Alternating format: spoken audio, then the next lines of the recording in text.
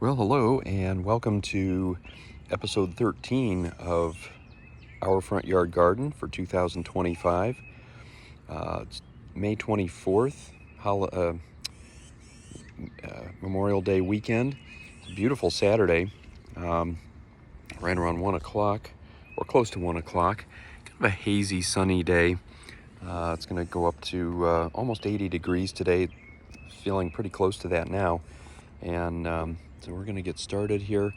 A few things have changed since last week. A few new things have come out.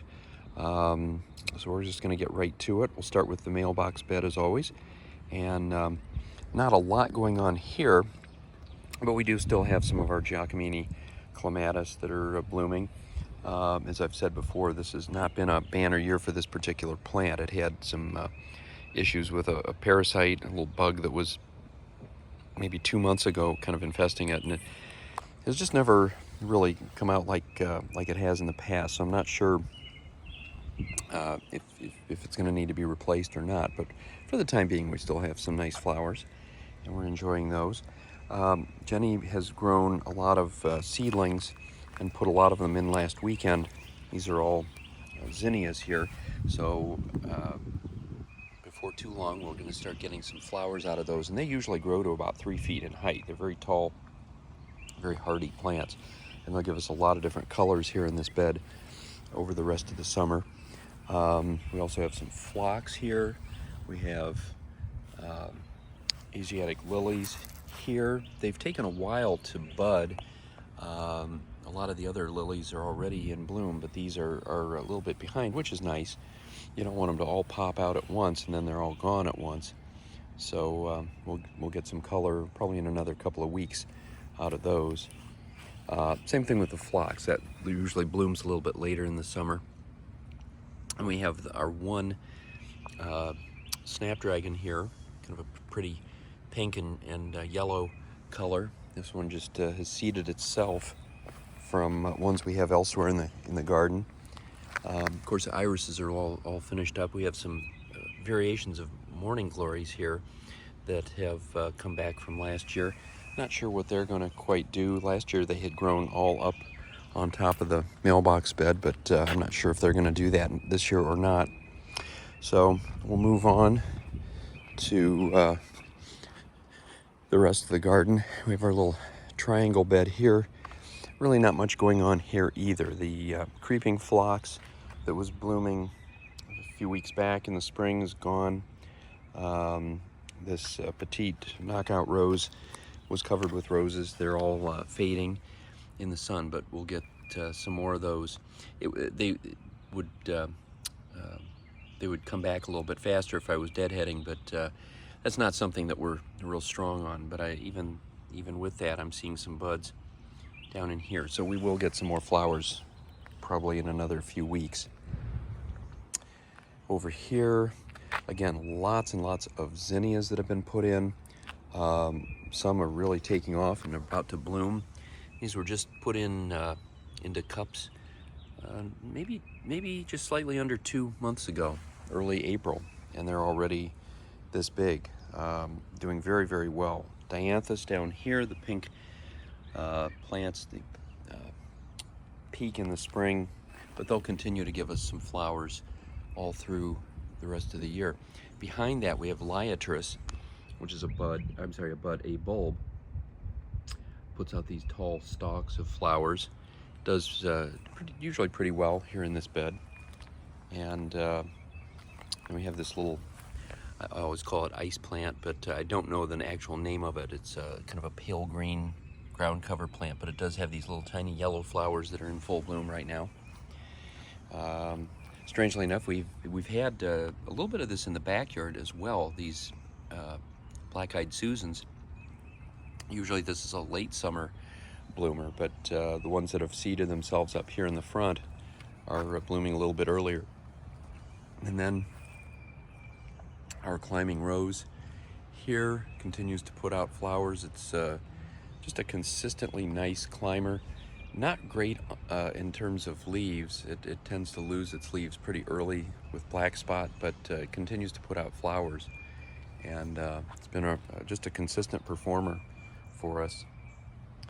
And then we've got more zinnias across the front here. Lots of lilies getting ready to bloom. And some Russian sage back in here. These tall stalks. These will give us kind of a light purple colored flower, very small flower later on. Dahlia, a couple dahlias here. These usually get very tall and put out large flowers. And typically, unless you hold them up, they'll just fall right over because they're not, the stalks are not quite strong enough to hold the size of the flower. Now back here against the house, we have more climbing roses. Probably just about finished for the year. We have 4 different ones. This one on the right gave us a real dark maroon colored flower, and the bright red on the left, and behind that there's one that gives more of a whitish or yellowish flower, but they're all pretty much done. And once they're done in the spring, we don't really get a whole lot more out of them. So we don't put a lot of effort into them because they don't give a lot back, unfortunately.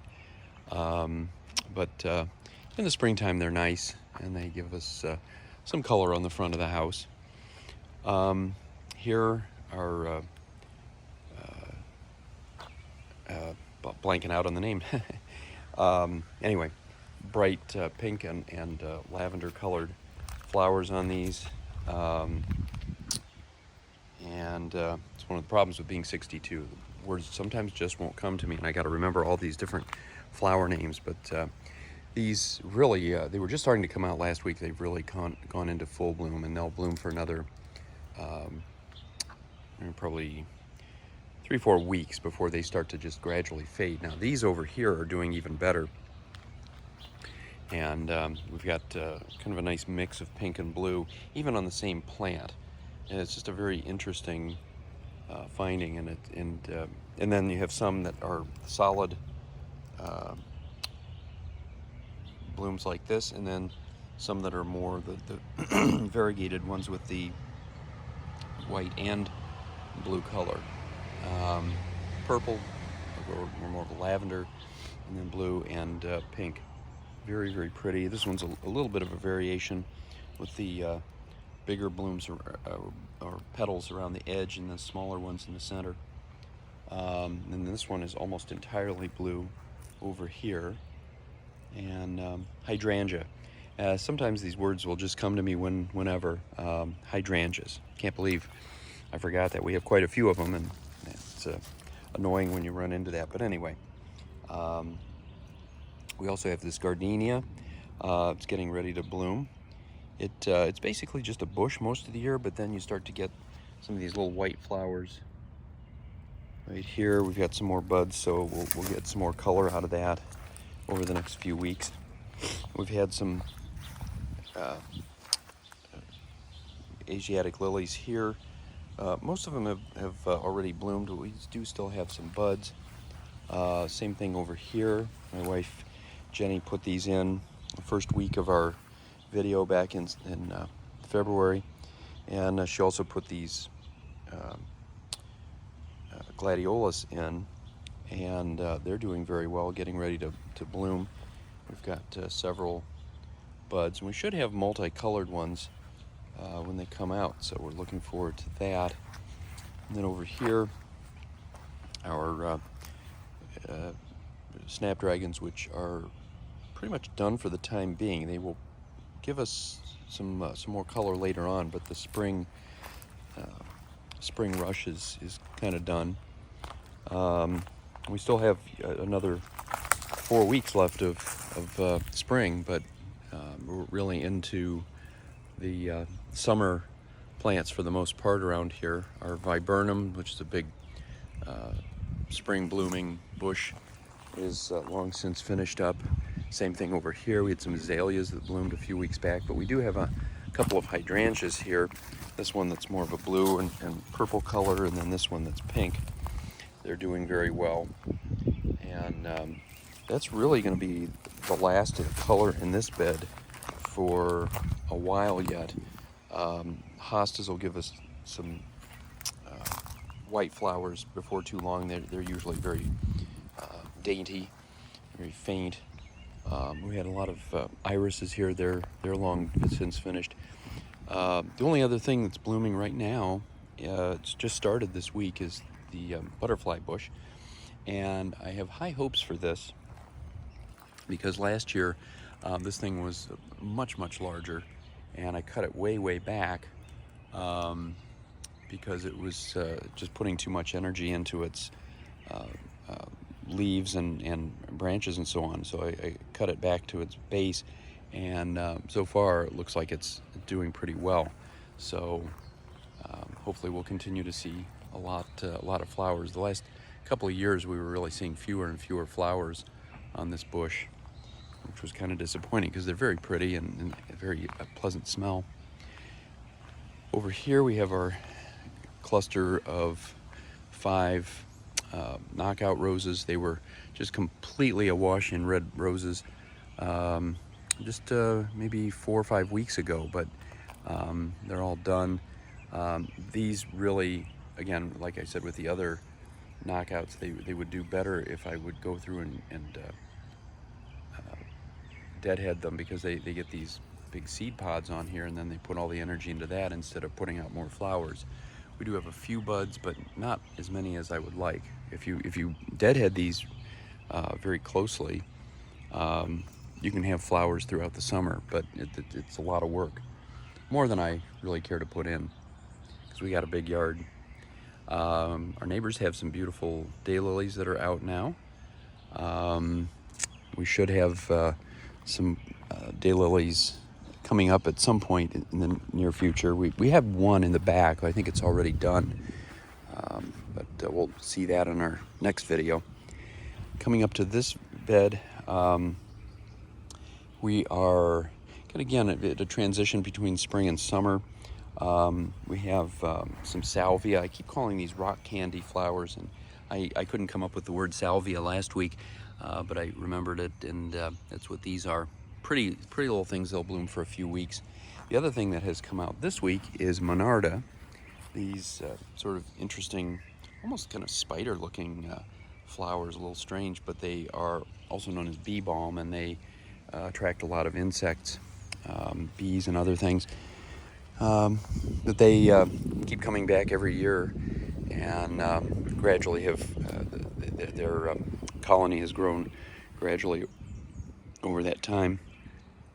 Here we have dahlias that are about ready to bloom, and we've got some nice big buds. These are dinner plate dahlias, so we should get some big flowers out of these. Same thing with this one, very tall, look pretty healthy. So I'm hoping we have a little more success this year than we've had in past years. These have really had variable years. Sometimes they do pretty well, sometimes not so well. Some little short lilies here. One of the prettiest single flowers that we have, the bright yellow with the maroon colored specks. These are fantastic. We've got more irises that are I'm not irises, but lilies that are getting ready to bloom here. These are about 5 feet tall. And then more knockout roses over in this area. These are kind of done for the time being, but they'll give us sporadically some more flowers as the season progresses. And then our daylilies down here are getting ready to bloom. Probably that'll start in another week or so, and we'll have some absolutely beautiful patterns and colors with those. Look forward to those every year. Got some more dianthus here. We've got kind of a mix of dark pink, almost magenta, and then a lighter pink with these doing very well. Some more zinnias that Jenny put in. And then over here, some more gladiolus, and these are getting ready to bloom very soon, probably by next week, I'm gonna guess. And so one problem that we're running into is we've had so many successful plants where we've kind of run out of room. She's still got a few hundred seedlings out on the back porch and nowhere to put them. So we don't know what we're going to quite do with them. I keep watering them every day, but at some point we're going to have to make a decision. They're going to outgrow their little coffee cups, and we're gonna have to either just throw them all in a pile in the backyard, or not sure what. There's, you can always give them away, of course, but we don't really have anybody to give them away to. So that's a challenge for another day. So that's it for our front yard. We're going to move to the backyard with our second video. And as always, I hope it's sunny wherever you are. And until next time, happy gardening.